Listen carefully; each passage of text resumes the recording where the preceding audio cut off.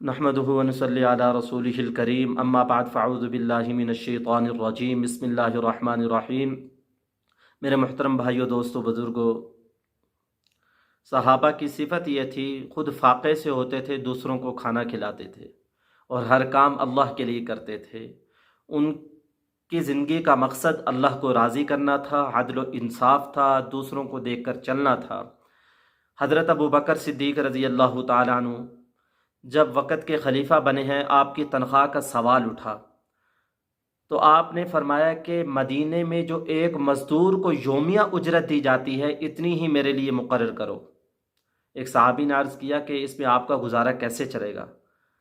فرمایا کہ جیسے اس مزدور کا گزارا چلتا ہے ایسے ہی میرا بھی گزارا چلے گا۔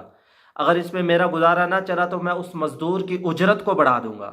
سبحان اللہ، کیا بات ہے حضرت ابوبکر صدیق رضی اللہ تعالیٰ عنہ کی۔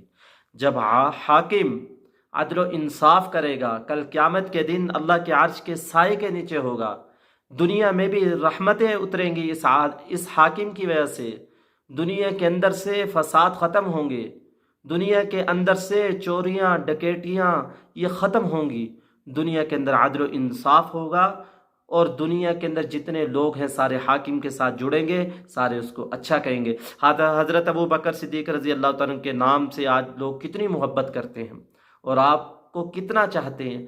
یہی وجہ تھی، ان کی خواہش یہ تھی، سارا کچھ اللہ اس کے رسول پہ لگانا ہے۔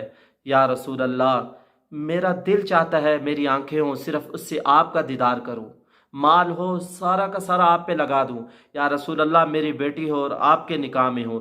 اللہ تعالیٰ نے تینوں دعائیں قبول کر لی، اور آج حضرت ابوبکر صدیق رضی اللہ تعالیٰ عنہ اللہ کے نبی کے صلی اللہ علیہ وسلم کے ساتھ سوئے ہوئے ہیں، اور سارا مال حضور صلی اللہ علیہ وسلم پر لگا دیا ہجرت کے موقع پہ، اور حضور صلی اللہ علیہ وسلم کے گھر میں آپ کی بیٹی آئی، اتنی جو دلی خواہش تھی اللہ نے ساری ان کی پوری کی۔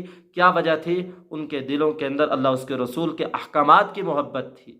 ہمارے دلوں میں اللہ اس کے رسول کے احکامات جو عدل و انصاف ہے، اس کی محبت آئے گی، اس کی قیمت ہوگی، ہمیں کامیابیاں، عزتیں، خوشیاں، راحتیں، عافیتیں اللہ تعالیٰ عطا فرمائے۔